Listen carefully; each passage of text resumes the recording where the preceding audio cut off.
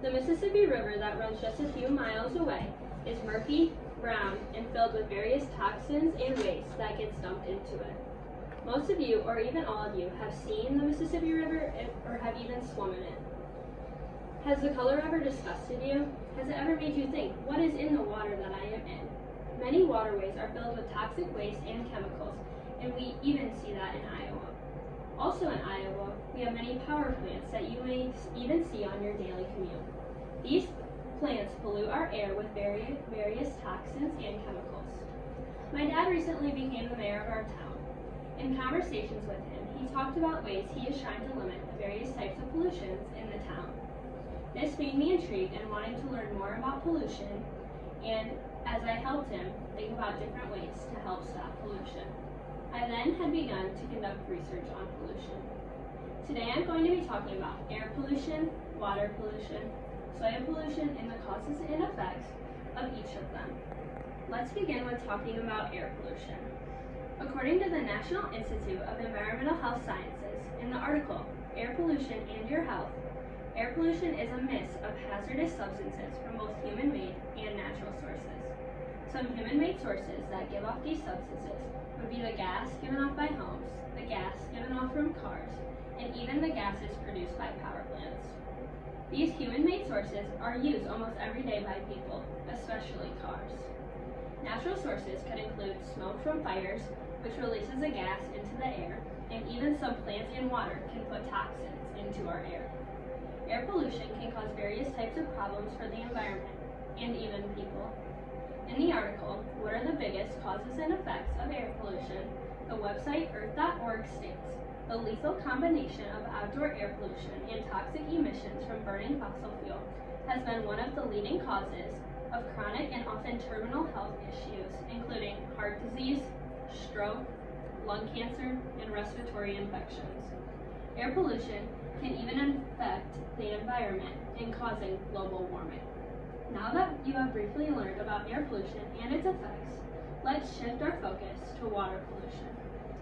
Water pollution is seen all around the world in mostly every body of water there is. According to Melissa Denchak, water pollution occurs when harmful substances, often chemicals or microorganisms, contaminate a stream, river, lake, ocean, aquifer, or other body of water, degrading water quality and rendering it toxic to humans or the environment. When water is polluted, it can hurt wildlife tremendously. Wildlife relies on bodies of water to drink from. When they become polluted, the wildlife become in danger because of what the chemicals could do to them. When one, even just small river, ends up polluted, the ocean then becomes polluted. This then puts all the sea life living in the ocean in danger. Humans can even be affected by water pollution if they are drinking the water or even just sometimes come in contact with the water.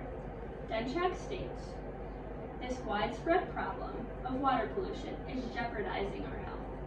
I have personally experienced how water pollution can affect a person. While swimming in a river about 2 years ago, I began to get a rash on my body, and it would not go away. I went to the doctor, and they had told me I was reacting to a chemical from the water I was swimming in. After hearing about water pollution and how harmful it can be to wildlife, soil pollution can do that to humans. Soil pollution is another form of pollution that greatly affects the world. Stated in an article, What is Soil Pollution? From the Environmental Pollution Centers, soil pollution is defined as the presence of toxic chemicals in soil in high enough concentrates to pose a risk to human health and or the ecosystem. Soil pollution can affect plants tremendously. Plants' live off of healthy soil to survive, so when their nutrients are contaminated with pollutants, this is dangerous for them and they will not survive. Soil pollution can also spread to bodies of water as well. According to Environmental Pollution Centers, soil pollution may cause a variety of health problems, starting with headaches, nausea, fatigue, skin rash, eye irritation, and potentially resulting in more serious conditions like neuromuscular blockage, kidney and liver damage, and various forms of cancer. Many children are more at risk from these gases from soil pollution because they are closer to the ground more often than adults. Soil pollution can even contaminate the food you eat in your life. Now that you have listened to this speech, I hope you know about air pollution, water pollution, soil pollution, and the effects and causes of all of these. All three of these pollutions can lead to various illnesses and health problems. Air pollution is released daily, even from just driving your car to get to the places you need to go. Water and soil pollution are caused by amounts of toxic substances contaminating them. You could be a part of making the world less polluted. So how can you, in your everyday life, try to limit at least one type of pollution?